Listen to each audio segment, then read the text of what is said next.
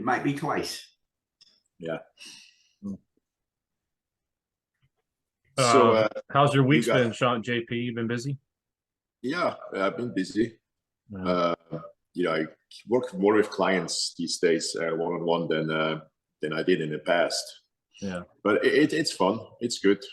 I have a selection of clients, and the whole deal is that the way they live and the different houses or the different locations they live in, that there's not more than 6 or 7 here, but right now all of my 14 people are here. So then I have to suck it up sometimes and go in early and come out late, but that's okay. Yeah, no. So they all live in Palm Springs? Well, they have houses here. So a lot of the people here in Palm Springs, they're only here part-time. Oh, wow. Yeah. You got to have quite a bit of money to be able to do that. Yeah. Oh, I have people that have houses all over the planet. Oh, wow. Yeah. Palm Springs is not a normal town, Right. I swear to God, I even met 3 people here since I live here who won the lottery. I mean, it's not normal here. Oh, yeah. And I will never forget the conversation I had with a client very early in 15, 20 years ago, when I asked him, I said, what do you do for a living? A guy my age. And he looked at me and he's like, did you ever hear the name so-and-so? I said, not really. Well, my great-grandfather invented plastic. Or another one looked at me and he says, Fiji water? I said, yeah, of course. That's my family. Wow. Oh, yeah. Yeah. It is a kind of paradise here, guy. It is paradise. Yeah. It gets so hot here. There's a whole bunch of towns here. They're not real towns. You only see walls. They're big country clubs. There's not like a city center or anything like that. You just pass by. Like the most extreme thing is Indian Wells. I don't know if you guys heard about Indian Wells. It's a very, very famous, one of the biggest tennis tournaments in the world. Oh, okay. Yeah. Yeah. And it's just big walls. There's no houses to see, anything like that. Right. Yeah. They all want to keep their privacy. Yeah. Before he gets, what do you guys think really quick about California Pro? What do you think about Sergio? I'm outraged. Swear to God. That's about his placing? No. I talk about the top 2. Okay. How can this be? I mean, come on. It's not even on the same level. No. I didn't think so either. Even if you're okay, one might be a little harder, possibly when you're there, you can't really see from the pictures. I hear the arguments already, when you were there, it's so hard. But it's a freaking total different level bodybuilder. Yeah. What the fuck was that? I mean, it was like one of the freaking worst decisions I've ever seen. If I can go if I can make any judgments with pictures, but, you can make some judgments, Sure. I mean, I felt like they're on a different planet. Tonio won the New York Pro. He comes back in pretty much the same shape, I would say. And he still looked good. Yeah, it's sure good enough. I mean, I don't get it. Maybe you guys saw something different, but I don't get it. I looked at the highlights. I basically pulled out. I just wanted to see where Sergio was going to place. I knew he wasn't going to win, but I figured he would have going to place a little top. Well, 3 at least. He was third. Yeah. Third, yeah. No, he was third. Okay, I got Yeah. So in my opinion, he could easily be in second or still be second. And this guy I know he has great legs. The guy who won, I saw that.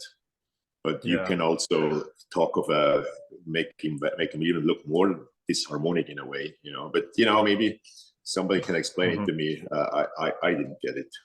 Now, what's coming up now? Chicago or Toronto? Toronto. Right. Where is a big one? Toronto. Ian Voyer against Mustafa. Our boy Jason Lowe's doing that too. I did not know. Yeah, he's going in the open. Yeah. Yeah, but he actually just posted some stuff. I'm very, very curious about the switch, Ian, from Patrick Tour to Matt Jansen, and if that will make any difference in a short time.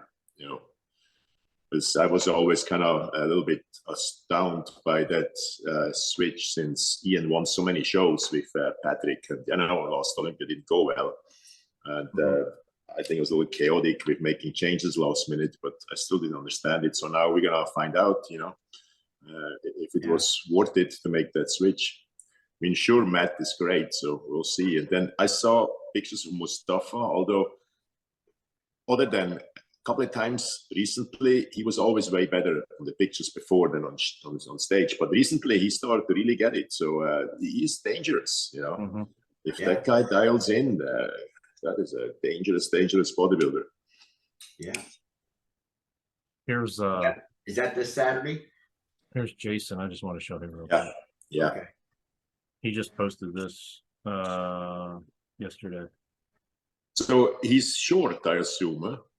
Yeah, he's been a 212 guy for a while. I don't know his exact height. Maybe 5'6", 5'7", maybe. Yeah. Yeah, maybe. Looks here very small in the midsection, guy. Looks good. Yeah. Small waist. But he's going to get killed. I mean, him against Ian and Hassan. I don't really know. I hope that he can bring those shoulders up a little bit, the fullness of the shoulders, in the front. Looks good from the side. We'll see. Yeah. Now, is Sergio competing in the Toronto? I haven't seen the lineup. I think he's doing Chicago. I thought he posted. Yeah. Wait, yeah, he's from Chicago, so maybe he's doing that one. And then, and you guys, we didn't meet since the New York Pro, huh? No, No, we had our last podcast was a week before the New York. Yeah, we talked about it prior to. Yeah. I'm always amazed that classic guy, that Michael Dabul, the quality that guy brings to the stage is absolutely incredible. It might be at this moment the pro with the best quality, the hardest pro on the planet. I would love to. Why do you think Natalia is doing this? I don't know. I mean, I know she loves it. I get it. I know she's absolutely incredible. She was like, wow. But I never really, other than I seen this only like Ronnie did once, the Arnolds after the Olympia.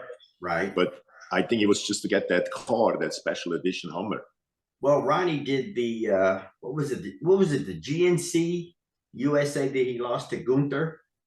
Which show was that? Well, that was many years later. That was after the Olympia, the European tour. But I mean, the next spring. Tour. I talk about the next spring. After the Olympia. Right. I don't remember any Olympia winner having done the spring shows after winning the Olympia. No. Since Ronnie in 2001. And, he almost paid a very, very steep price for it. Remember that story when he couldn't get out of bed the morning of the Olympia, out of the Arnolds, and had to drink a gallon of water. Yeah, Chad just had him drink a gallon of water. And then came back in pretty much the best shape of his life. Yeah. Remember reading that. Yeah. So, you guys all seen the Ronnie Coleman, The King, the film? Yes. Right. Yeah. So my wife put the phone away for 2 hours. So she was, I never seen this before. I mean, she was so into it. And I watched it like for the third time, every time I see him like in top shape, I don't think we will ever see this again. Maybe not. Yeah. Maybe not. Yeah. So it's just, I mean, at least not on a 5'11" tall guy or so. I mean, it's just absolutely freaking incredible guy. Yeah, we may not ever see that again. Yeah. And what a human being, If I think pain or not, he for him it was all worth it. Yeah. Yeah. See, I'm having issues. He's having issues with his email. Okay. We're working on it. Yeah. I looked him up a little bit. I'm really don't know too much of the 212 category, but we have some things in common, what I saw. Mm-hmm. You know, He's got a great physique. Oh, incredible physique. Absolutely incredible, yeah. Yeah, incredible. The rear lat pose and thing is absolutely incredible. Incredible back. Here he is. Got him there. All right.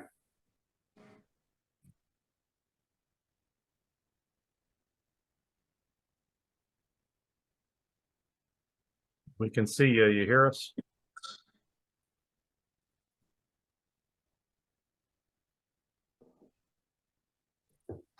Got us?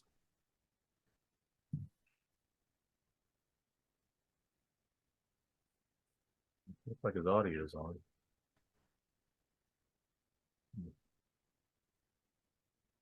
He's connecting to audio. There it goes. Connected to audio. Got us? Yeah, guys, I'm sorry about that. The link didn't show up till a minute ago. That's okay. All good. Sorry about that. Hey, You guys got me in frame? we got you, man. Thanks for coming. Sorry about the delay, guys. I'm terribly sorry about that. That's okay. All right, all right. All right. I got Kerrith. Jean-Pierre Kerrith. Fuchs and Phil Williams Yeah. here with me. Hi, Hey, Kerrith. guys. Sean, How do I pronounce your last name? Bajjo? Bajjo. Bajjo. Great, great. It's more French sounding than Spanish, even though I'm neither. Good. All good. I got a French name myself without having any connections to France. Okay, okay. So you compete. I looked you up a little bit. I mean, of course, I watched you the last couple of years at Olympia. Thank Did you. you Thank you. compete on any Olympia before 2021? 21 was my first year. Then I did 2022. Now we go back this year. So we have something very much in common. What's that? Well, my first Olympia I placed 8th. My second Olympia I placed 7th. Tell me you won the third one. Then Ronnie came in the way, you know. Oh, goddamn. Yeah. So that's somebody you don't have to deal with. So you'll be okay. Yeah, And, well, they say I got to deal with a mini Ronnie Coleman and Sean Clarita. So that's very true. That's true. But That's true. you know, they always, you know, back in the days, it was if you win the New York Pro, the Arnold, and the Olympia, that's what kind of made you really, really great, and you already won third there. So congratulations to that. now I got what in today's standard, like what would be the criteria that is equal to that? Because I don't know if that exists anymore. Well, I would probably. I know, of course, it still exists. You just go on to win the Arnold Classic and the Olympia, and I think you're right there. You know, As a 212 competitor, as a 212 competitor, what would you say? Doesn't matter. You know, I mean, the New York Pro was very different. The New York Pro was the show where all the new guys, kind of the guys who won the USA Championship, you know, world champions, where the new guys came, and there were like 60 guys fighting with their elbows to get a spot, you know, in the first call out. Yeah. It's very, very different to now. Is that what it was at the Beacon? Yes. Yeah. Yes. So Can you still by the imagine? champions. Yeah, can you imagine Beacon backstage, 60 athletes? You know, it was not even any space to warm up or anything, but it was still an incredible atmosphere. Yeah. So I saw you have another thing in common. You have an absolutely incredible back. So I looked at your physique today. What is your plan now? You know, how are you going to improve that? Well, number one, bigger back, better back. And here's the thing. So I don't know why, but people feel as if I'm scared to show my back. Like, I'm just trying to put my face out there so people get to know me. I believe I have one of the stronger backs in bodybuilding. Right. Yeah. Now, if you notice here, right, the hand position is completely different from how I usually present it. I've recently just started doing this where I collapse the wrist, and I'm able to connect so much better and pull and kind of like roll the shoulders forward a little bit to give me that hunch. So it really shows the width and the thickness of my back versus having my fist against my torso. So I like this presentation so much better, but people never get to see it because I never do it on stage. So you say you want to improve your back. Yeah. You gotta enlighten me here. What part of your back you want to improve? I mean, everything about it, mainly detail. I think deeper cuts, that's what I get from the judges. So the judges are telling me, you know, just work on the cuts. Now, I like to bring up guys like Dorian. When you talk about best backs in bodybuilding, Dorian, Kai Green, the late George Peterson had a phenomenal back. And they just had that 3D effect that I believe I have in the front part of my body on the back part of their body. So I think once I attain that and I can striate my glutes a little bit more, I think then I will be very close to maximizing my human physique. I see here in your front double biceps pose, you have gray sweatpants on. Must be just around the show or the day before or so. Which one is that? It's let me Is see. it on my Instagram? Yeah, it's on your Instagram. It's the 6th last posting. Right there here? you go. Okay, Right. okay. So actually, that was post show. That was actually a couple days ago. I think that might have been 3 days after the show. So I see that the thickness you have in the rear lat pose doesn't really translate to the lats in this pose. Right. So presentation for me, that used to be my Achilles heel, but I would think this here is more the angle of it than anything. You know, I think if I drop my elbows, because the picture's sort of taken from a lower angle. So if I were to drop the elbows down, you'd see a little bit more thickness in the lats. I think that's what it is. The elbows are a little high, but yeah, it looks great. If you see the torso is kind of elongated there. Yep. And my torso is pretty balanced in scope of my legs. So I think having my elbows a little bit further down, that would accentuate the mass that's underneath. Now, what is this? Was this post also? So that was in Tampa. I think there I nailed it. And that was kind of like that. I call that the shot that was heard around the world, because to this day that picture alone has, you know, more views and likes than anything that I've ever posted. Yeah. And funny enough, that was totally by accident. And I say by accident because my coach, Justin Miller, didn't want me to hit a vacuum. He thought that was playing in the hands of Keon. So he didn't want to play Keon's game because I have a pretty good torso and Keon tends to vacuum. So we really don't know what his torso looks like in a front double bicep. You know, so if he's always pulling in his waist, we don't really know what that looks like. However, when I told him I could hit a vacuum, told me not to do it. And me and my girlfriend were messing around. She took that shot. Everybody thinks the photographer took that shot. That shot is actually being taken head on. It's not in the mirror. Right. So she took that shot and she was like, you know, babe, you got to see this. And I saw it. I was like, holy shit, who is this? So, you know, we put it out there. We had to twist Justin's arm because he was like, no, let's not do it. He's like, but, you know, I want you to hit the vacuum now. Because after he saw that, he believed that I could do it. Needless to say, he goes back to his hotel room, comes back 5 minutes later. He's like, dude, we got to post this fucking picture. Yeah. So after we posted it, you know, it generated a ton of buzz in a few short hours before the show. By the time I got to the stage, everybody was talking about this picture. I was like, guys, calm down. It's just a picture, you know, but ever since it's all people talk about, you know, they talk about that shot in Tampa at MI40. Right. I see now in your kind of Levroni pose, you have some similarities to Sean Clarito. How tall are you? Taller than Sean. Okay, I got everybody is. I got Sean by like 4 inches. Yeah. So are you close to 212? What's your weight? Currently or when I compete? No, in top shape. So when I'm on stage, like for instance at this New York Pro, I weighed in at 205. So we still have room to grow. Right. You know, there's still plenty of space there. You know, and I Right. honestly, if I'm competing in 212, unless I'm peeled to the bone, I don't even feel comfortable coming in anything higher than 209. Yeah. You know, why take chances? That sounds like a Phil Williams weight. Yeah.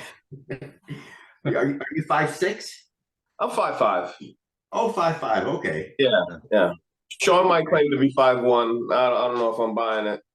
Yeah. I love him though. He's a good dude. Yeah. Yeah. Hey, give us some of your background. When did you get started? So Your earlier shows that led up to oddly this enough, point. I was always an athlete. Didn't start competing till 2014. I'm a Connecticut guy. I found out about the Montanari brothers having a show in West Haven, Connecticut, and you know I found out about it 6 weeks out from the day of the show. I started working with Kenny Wallach. 4 weeks out, I found a prep coach that was willing to work with me on such short notice because I was ready. I'm the kind of guy that eats regimented without bodybuilding. Like that's just how I am. So I was always on the lean side, but we went from 196 down to 173, and we almost won the whole show. The guy that beat me, Dan Nicocoli, used to work with Evan Centopani, and he won as a super heavyweight. You know, he was legit 100 pounds heavier than me. He was like 270 versus the guy that's 173. So while I might have been more polished, he just had that overpowering mass.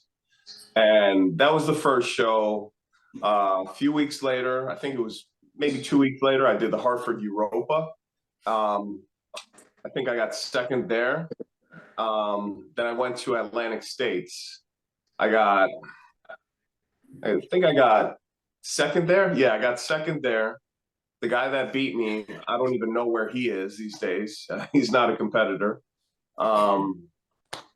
Then I went to Team Universe. I placed fifth as a natural. Mind you, at that time, all before that, I was competing as a natural. And then the year prior, I gave myself an ultimatum. I said, hey, I'm going to even the playing field. I'm going to do what I need to do. And if I don't succeed with this attempt, I'm done. Luckily, my hand was dealt that day, and I turned pro that day. Ever since then, it's just been a road of successes. It was the New York Pro was my pro debut. I got 8th. The following show was Tampa. I got 4th. Then I went back to New York. I got 3rd. After that, I think we did Chicago. Yeah, we did Chicago Pro. I got 3rd there as well. Then I went to Tampa a week later, or a few weeks later. I won that show, and we made it to the Olympia. Following year, we went to where we go? We went back to Tampa. We got 2nd, and then we went to Texas, and then we got that overall win. Then we went back to the Olympia, and I just got my first New York Pro win the other day.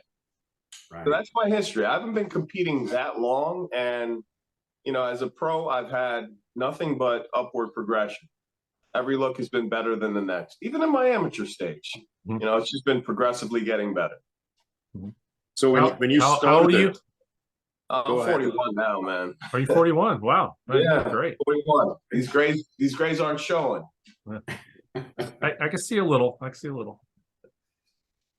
And when you started, you had right away coaches, and you right away kind of knew what you're doing, or is it kind of like a little bit like us back in the days where, you know, first was kind of a few years of, I don't know, push-ups and stuff like that, or, you know, you came up so fast, you probably had a pretty good program right from the beginning, or I'm wrong? Well, I started that way. I don't want to, you know, mislead anybody into thinking that I was always, you know, in the gym grinding. I was more of an athlete. And I used to train for U.S. bobsled. I actually earned a spot on the 2010, 2011 roster. So I used to do a lot of Olympic lifts and a lot of sprints. You know, in high school, I was always the kid who could jump out of the gym. You know, so I was always a good athlete, but I hated weight training because I hated being sore. that came to me probably at about 27. So 27, I started to understand what it is to train with hypertrophy. And by 32, it clicked. Like I gave up on the athletic part of it and just focused on the lifting and growing, fell in love with the process of eating properly. And yeah, the rest is history, man. Here we are. I can't believe you talk about bobsled. It's big in Switzerland. It's very, very big. Yeah. Although we're getting killed in the last 4 or 5 years, against the Germans, but it's big. In '96, because I have a track and field background, I was asked to do a tryout, to push that sledge, and I told them, I told them I will never pass the drug test. There's no freaking way. I won't pass the drug test probably for years to come. That was the end of that. But I can't believe you bring that memory up here. So it always makes for a good icebreaker. Because you never really meet too many people who've actually gone through that. And all I can say is it was a lot of fun. Would I do it again? Probably not. I should have stuck with my original plan, which was to try and get a spot on the U.S. 4x100 team. And I think I could have got that had I stuck with it. But, are you tall enough to be a 100-meter sprinter on that level? I'm sorry? Are you tall enough to be a 100-meter sprinter on that level? Man, listen, I was fast, man. Height didn't matter. But that's why they made me the brake man, because my cadence didn't match up with all the guys that are 6'4". So whenever we would push the sled, as tall as they may be, I was always stronger than them. So I'd always push the sled over to their side. So they're like, all right, he's fast, he's strong. We still want to use him, but we got to figure out how we can make this work. So I became the number 4 guy in the sled. So I was the brake man. I'm pretty sure you're making more money here than you ever would have made in bobsledding. Honestly, it's not about the money. If it was about the money, I would have quit this a long time ago. This is just a passion project of mine. Yeah. I'm not. It's not what it was back in the day when I hear guys, talking about muscle tech contracts that were worth 7 figures, 6 figures. Yeah. I wish it were that. It's so far from that. Let's talk about that. I seen here you have quite a list of sponsors. I got lucky this year. I linked up with Redcon, and that's my primary sponsor. Redcon's good to me. Without going into details, I had my first sponsor was Gym 80, and I was 19, 20 years old, $1,000 a month. But it was huge, so I didn't really have to do anything for it. And then Ultimate Nutrition Europe, it was about 50 grand. And then Ultimate Nutrition Worldwide, it was about 100 grand, which was way more money in the 90s. Yeah, shit. Can you get those? Yeah, can you get those kind of numbers today or no?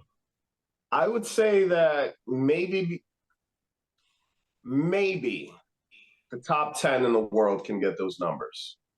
Right. And that would probably be a mixture of 1 or 2 212 guys. The rest would all be open. Yeah, and a lot of that depends on your social media too, I bet. It's all social media based. That's all. Everything's based on now. Like obviously different than the '90s. Yeah. Are you training people online, or what do you do to get some more money in on the side? I don't do the online thing as much as I would like to. But right now I do train personal one-on-one. I have my clients.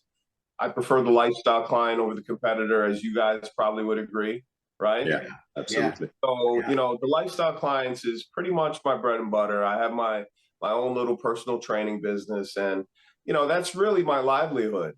I really enjoy that because it's not work to me. And, getting to help somebody transform their life, it's priceless. It sounds corny, but, when you really see somebody say, hey, because of you, I stopped taking my heart medication. That's really like the ultimate reward. Like, how cool is that? Like, this person is, appreciative of me legit bettering their everyday routine.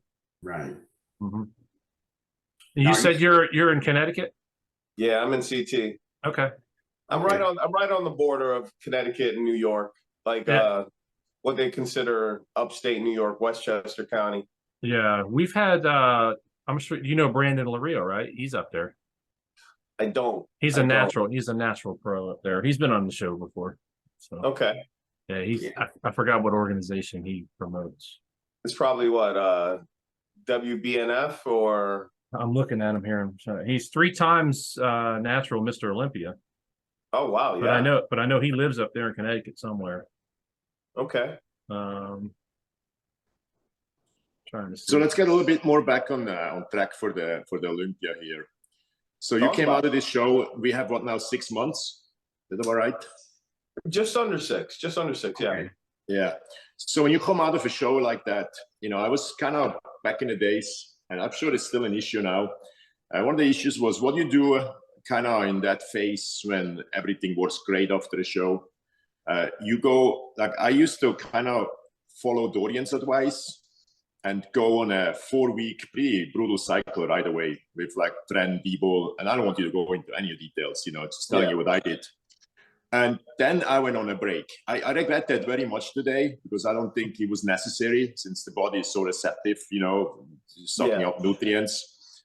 When you come out of a show, you take a little bit of a rest. It depends on how far away the show is or how you do that, or you go right back into training. Well, I've only, since I've been competing, I've only done 2 shows consecutively twice, and they were a week apart from each other. I've only done that twice. So we didn't really change anything. In fact, we probably did less going into the second show because the body hadn't quite peaked yet. That's just how I work. But post-show, I typically will clean out entirely and, you know, allow the body to reset itself. You know, that's where I am now. And we treat food as the medicine. So if you stay on the cleaner side of a diet and you're eating, you know, in a calorie surplus, like you said, the body's very receptive. So, you know, I'm picking up every last bit of gain that I can. I find myself being stronger in this phase. My sleep is instantly better just because I'm eating more carbohydrates. You know, and I never really get crazy with food, so I don't really have to worry about spilling over. So right now we're in a phase where everything's going to look very clean, very crisp for the next 4 weeks. And, you know, the way it's structured this year, you know, I probably have like a good 2-week break and then we pick back up and then it's time to run, you know. What's your off-season body weight? I'm sorry? Your off-season body weight. What is it now or what right now? Yeah, right now. This morning I woke up at 217. Okay. This morning I woke up at 217. I competed at 205. Right. That's very close. Yeah. So I take Lee Haney's advice, and I met him in 2021 when I did the Chicago Pro that was held in Georgia. And you know, he dropped a gem on me. He told me, do not ever get above 15 to 20 pounds of your stage weight. Right. It's like there's no reason for it. And it makes sense when you think about it. It's ego size is what it really is. You know, because if you can only put on a legitimate 7 to 8 pounds of lean muscle mass in a year, gee, that's good. What am I going to put on 50, 60 pounds for? Mm-hmm. Yeah, I agree with that. To me, that just doesn't make sense. That looks great in pictures. It looks great walking around the gym. But long term, doesn't really make sense. Mm-hmm. No. So absolutely agree, you know. And to each his own. That's just my process. Some people like to, you know, go over the top. You know, for me, I just think about sleep apnea. You know, like I know every bodybuilder that gets super heavy thinks about that, or they should. Mm-hmm. You know, and you know, just strain on the heart. It's easier on the body doing it this way. I think. I'll tell you, in my time, that would be quite a scary proposition to be this cool and stay this close to the weight. Because when we went to the FIBO, you know, in Germany, where everybody went in the spring, there was Dorian standing there with 310, Nestor with 320, Ronnie with 300, Yeah. So I still agree with you. So of course, Yeah. I tried my best to be up there too with 320, but looking back now, that's what ultimately kind of got my midsection out of control in the later years. That's another thing. But keep in mind, I say this with a caveat because I'm a 212 bodybuilder. Oh yeah, but So, yeah. there's no reason for me to go beyond 260, which I have been 260 in the past. 259 is my heaviest. Wow. And it was hell getting back down to 210. I bet. That's when I was doing 2 hours of cardio a day, and I thought I would never again. So with that said, this is safe for me. This is operational. I can go about my everyday life. I can go from show the next day. I was back at work doing my thing, and I didn't skip a beat. Gotcha. You're very lost posting. This kind of Oliva or Collie Haney post there. Remember the last one you posted? Which one was that? I'm sorry. Like I just throw it up and I walk away from it. Yeah, that's a good thing. This post here. Yeah. Okay. Yeah. So it's also a very, very good post on Sean Clarida. I think if you want to beat him, go out there and hit right that post. We'll see. I will see. What happens next, because it looks great. It looks absolutely great. Thank you. Is this an accidental picture, or is that the pose you hit? No, so I actually did that. I think I hit the victory pose right after that. But I did that in the gym, and I was like, this looks so cool that I actually want to do it on stage. And that was one of the times I was at my leanest. What I feel was at my leanest. Other people say otherwise, but I mean, that pose right there, for me, I was like, all right, this is awesome. That's what I envision myself as when I think of me as a bodybuilder. So when you look at the people ahead of you, at the last Olympia, and also I want to go a little bit with you more into the open and stuff. I'm sure you're a fan like all of us, Of course. Yeah. That's why we do this, right? So how did you see yourself last year in the 7th place? Totally fair? Did you see it different? That's always a tough one, right? So, of course, a loss is difficult to swallow, but I don't like excuses. I hate making excuses. Now, we didn't know what was going on, but I was going through my mandatories with my coach, Justin Miller, and I didn't have it. We were practicing, and I didn't collapse, but when you just don't have it, I couldn't get that mind muscle connection with my muscles. Like, it really wasn't popping. And we were trying things with food, but lo and behold, I had the flu. And I don't know if you guys heard, everybody at that Olympia pretty much got sick.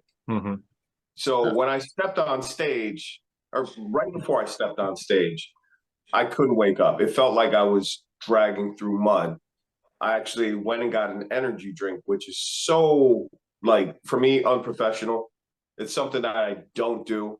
But I knew it would at least keep me up to go on stage. And I got that energy drink. I went out there, I performed to the best of my ability, but I felt as if I was a little bit filmy, still good enough to compete against, whoever was up there. And, that kind of really did weigh on me. But I will say this. Do I think I could have placed higher? Absolutely. And many people would agree. If you go back and you look at the photos, they got me all the way on the flank. And I think that was, in my opinion, I think that was a bad spot for me. It really shows in the picture that the guy all the way over here is actually killing it, and the guys in the middle are kind of flat. So I feel as if I should have been closer to the center, and we would have saw a better version of me, because the guys on the outside, it's really hard to compare them to the guy in the center. You know what I mean? It's difficult to really make that connection when there's 4 people in between, the center and the guy on the flank. You know, and it's even like the amateur show, which was not at the same auditorium. It was even worse. You know, they have 8 girls up there. I had this really great wellness girl.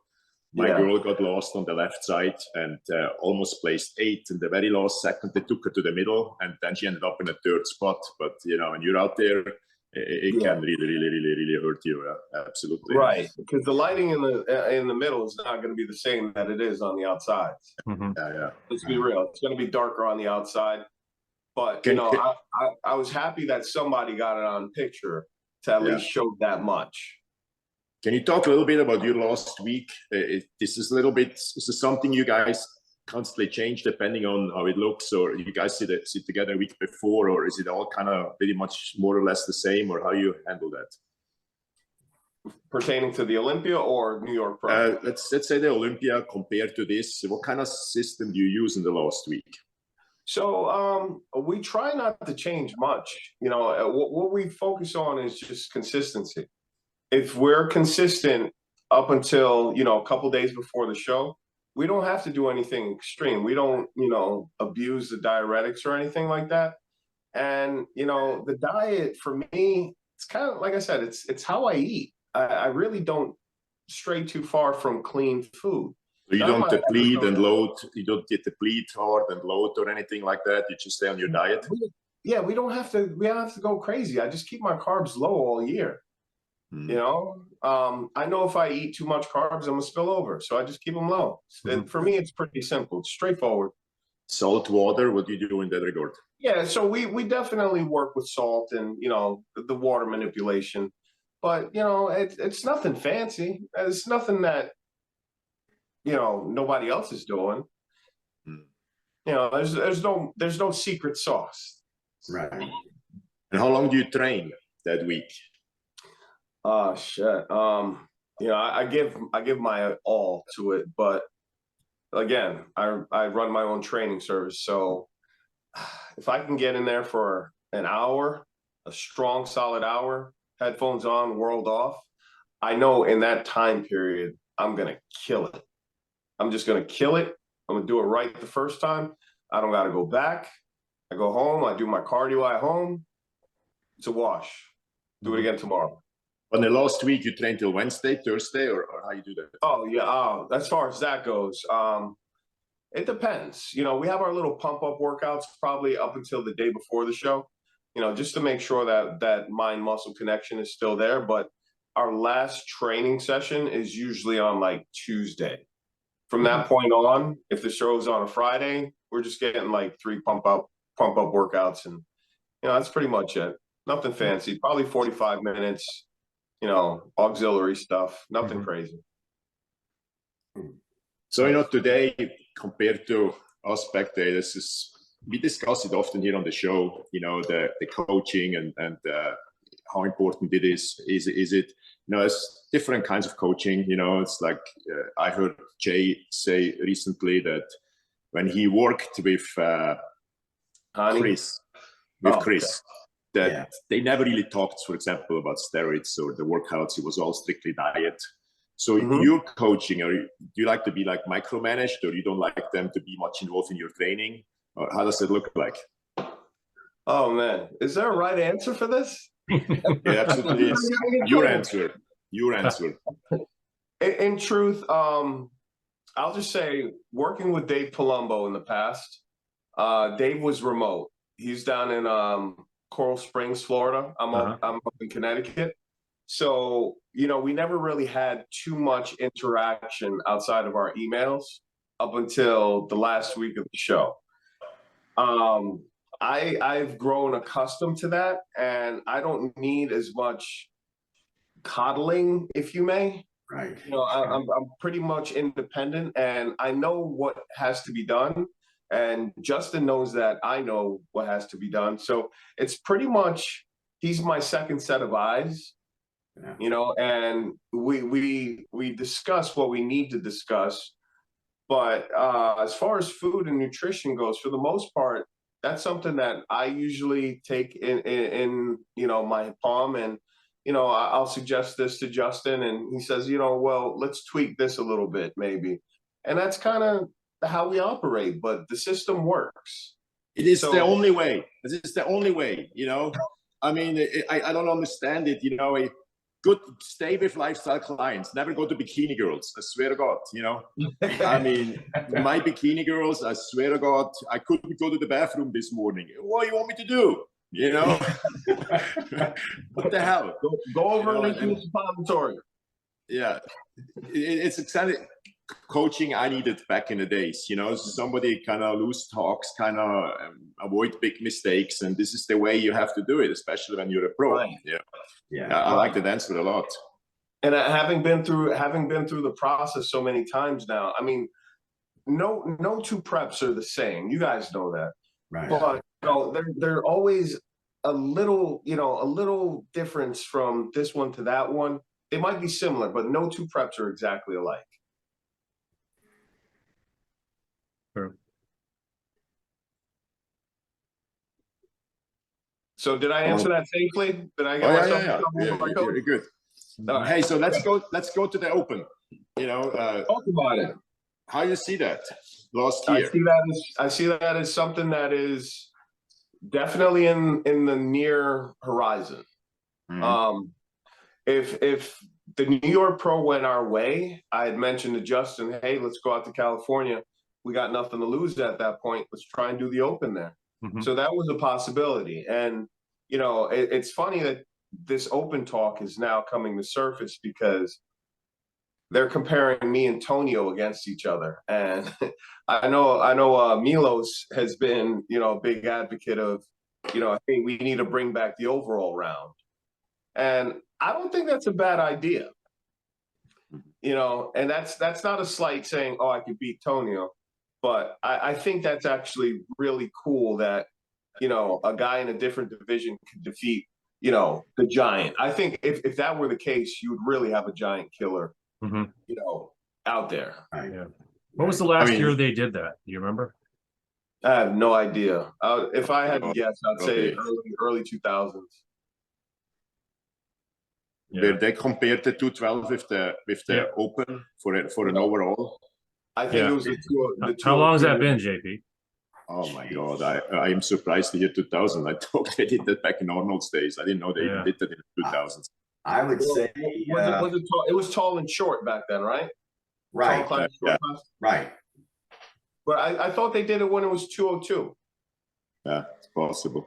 Well, at one point they had the over 200 and the under 200 pound in the IFBB. That's what it might have been. That's back at Arnold's time.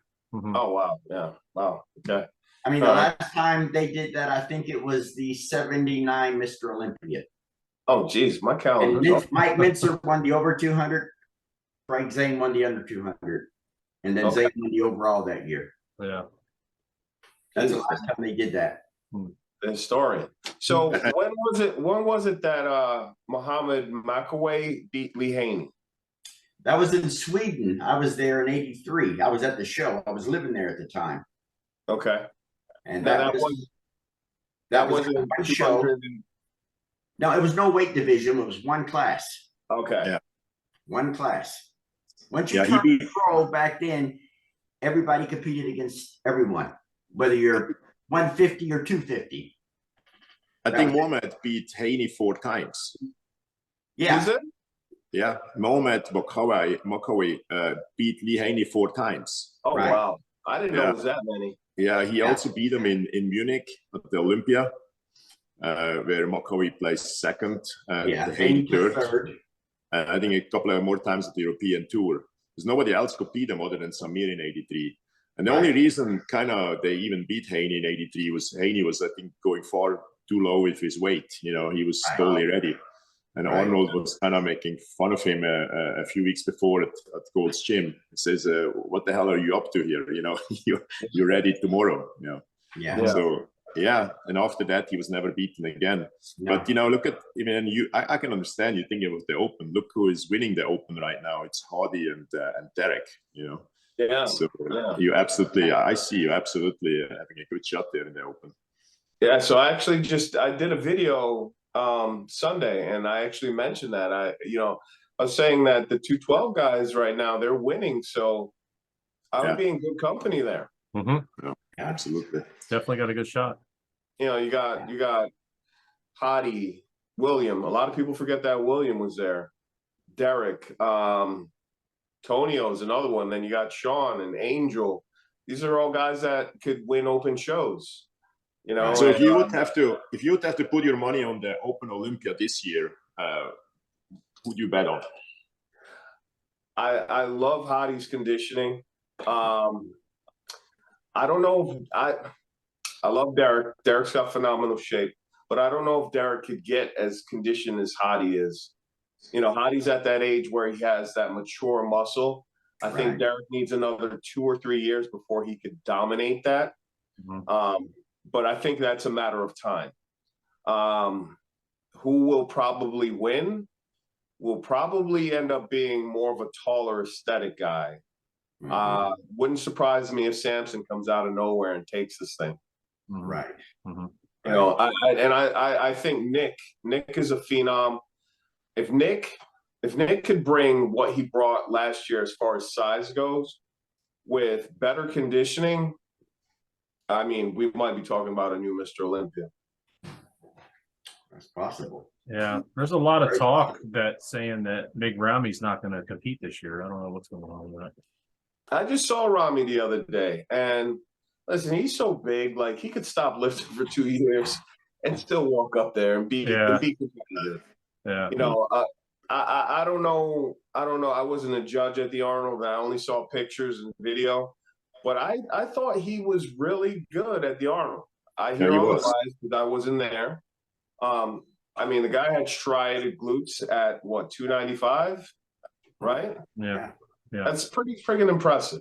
That is. You know, so when people say, "Oh, he wasn't conditioned enough," the glutes say otherwise.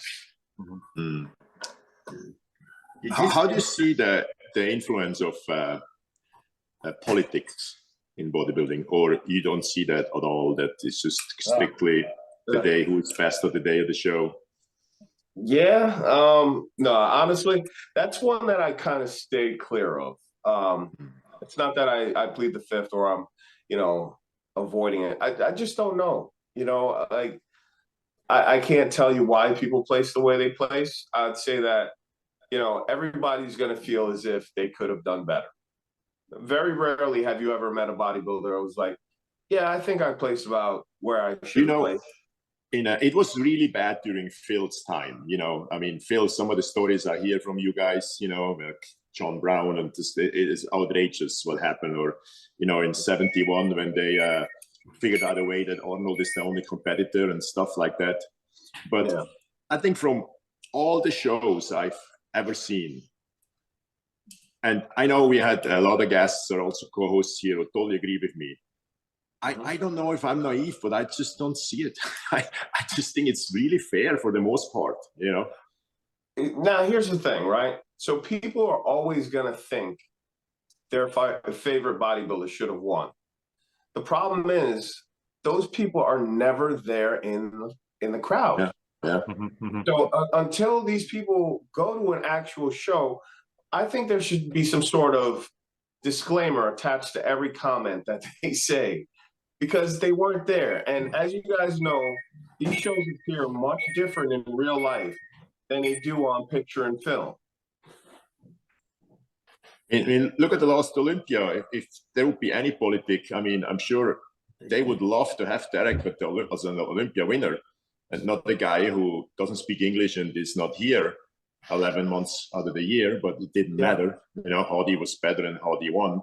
But I know you've seen some crazy stuff, Phil, during your time. Oh, yeah. Quite a like bit. when Arnold walked back out, you know, after, right? The 80 Olympia? Yeah. Yeah, that was ridiculous. 81 was the same with Franco winning. I think it was almost worse, 81. That was worse, actually. It was worse. And, I mean, there's been a lot of shows, a lot of controversy over the years. But, you know, I mean, you kind of knew it. You kind of knew that there's going to be a little bit of politics in every show. And most of the larger shows like the Olympias or the top Grand Prix shows, there was always a little bit here and there. Yeah. And I think that'll always be that way. I think it's in everything, man. Like I think, like, you know, I hate to say it this way, but to kind of like put full pause to that sentiment of there's politics. There's politics in absolutely everything we do. Everything, every sport. If there's judges in any sport, there's politics. Yeah. Yeah, Whether it's and I don't think boxing, I don't think bodybuilding. that's ever going to change. Mhm. Yeah, it'll never change. It'll never So change. if we participate willingly, why even bring it up? You know, I hate to say it that way, but we got to move on from it.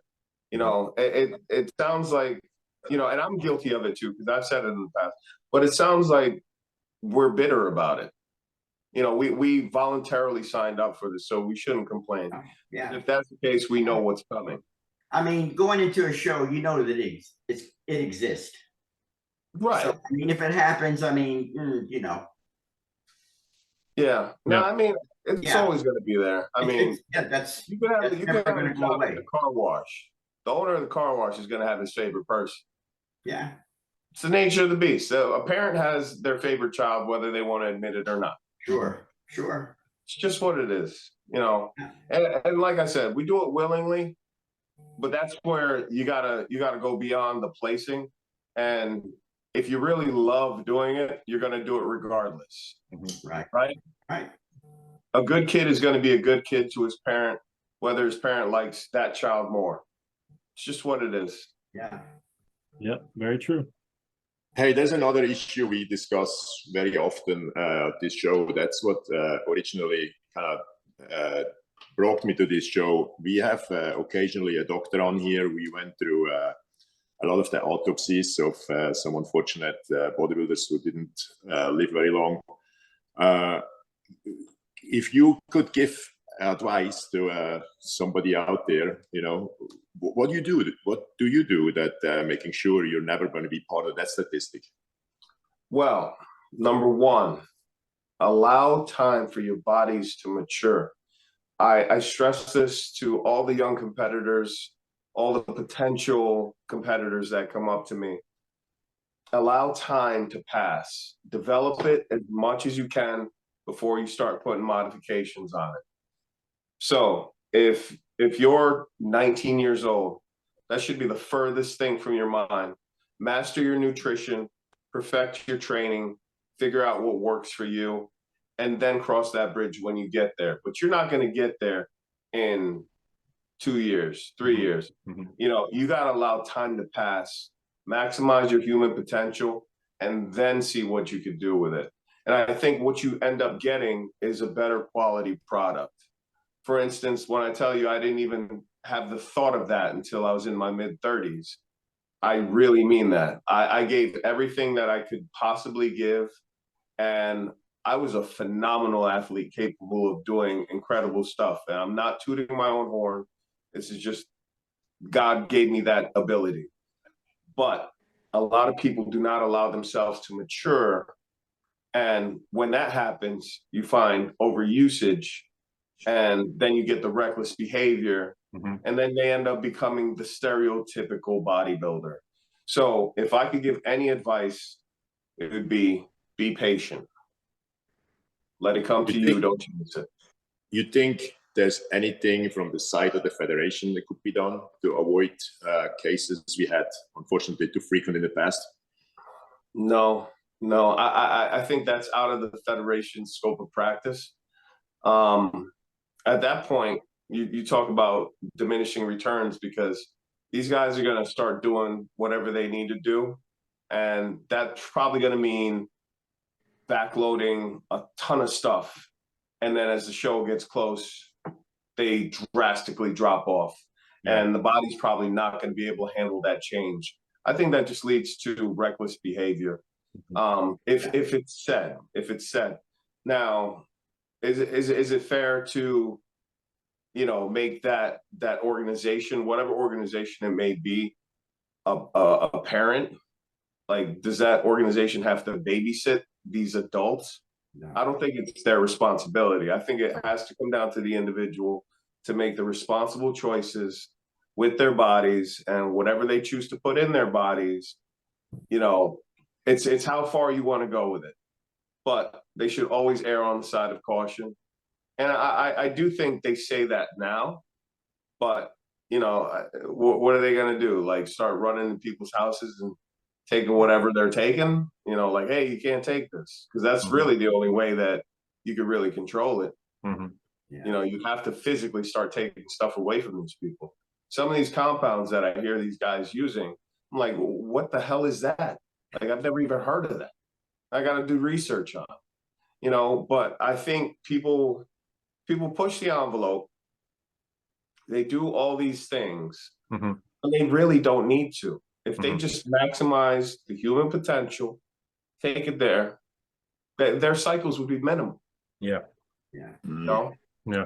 I mean, you got these gurus out there and guys like Tony Hughes and stuff. I don't know how you feel about him, but I'm not a fan of his. And it's a little extreme for me. Yeah. It's very extreme. Let's be real. I think if you have to go that far to where you're turning yourself into a super science project, this probably isn't the best thing for you. Yeah, because that comes down to a desperate act, and desperate acts lead to reckless behavior. Yeah. Sure. Yeah. Absolutely. Yeah. So I lost client several times, and I absolutely okay with that. And there is a certain culture, you can even coming out of certain countries more than other, where the abuse is just so rampant that it's just freaking crazy. And I think it's from what, in my experience, from what I've seen coming out of like Brazil or England, it's quite shocking, Yeah. It is very eye-opening. And listen, I love my people of Brazil, but it's embedded in their culture, from what I've come to understand, that it's okay to push the envelope. But, and I'm not speaking for everyone. I'm just speaking for who I know. And their protocols are very extreme. And I'm speaking specifically to the women. Like, I know competitive women that run the craziest cycles that I've never even imagined a woman would run. Yeah. For a division other than bodybuilding. We're talking about women that are in bikini that are running these crazy protocols. I'm like, whoa, like I know super heavyweights that won't even take this stuff. I don't want to forget, before we leave the show today, I want to wish the best to the family of Mike Quinn, one of our, our great friends left. And I don't know if you guys knew the Christian, I don't know exactly how to pronounce his name, Christian Lobridi, from Chile. He was a pro. He is my age. He was born in 1968. He died, I think, a few days ago. He won the South American Championship in 1998, I believe. Became a pro, then competed at Toronto Pro. He just died, and somebody else in Germany, unfortunately, I didn't write his name down. So just want to kind of I didn't see that one. Yeah. I saw there was a bodybuilder that died in a motorcycle accident, but I don't know if he was a pro. That's the only one I saw. But All right, guys, I gotta have to unfortunately leave, but it was great. Thank you so much. Kerrith, man, thank you for coming on, man. We really appreciate it. Absolutely, Jason. Phil, thank you, man. Definitely. We definitely love to have you again. Hey, man, when the time is right, you guys let me know. Okay. So until then, I'll just keep training my ass off and get ready for that Olympia. There we go. Yeah, well, we will be there. You're in my backyard this year, so I'll be there. All right, you're a Florida guy. I'm a Florida guy, yeah. I'm trying to get me and the missus to move down there eventually, but I don't know. She's got this thing for alligators. She thinks that alligator's just going to somehow. I've lived here my whole life, man. They don't bother you. See, I told you. She's sitting right across from me. Yeah. All right. But I'll probably be down there in a couple of weeks, man. Okay, yeah. Well, hit me up, man. I'll give you a little tour. All right, absolutely, man. All right, sounds good. All right, guys. Thank you for having me on. All right, guys. Have a good evening. All right. Later. Take care. Peace.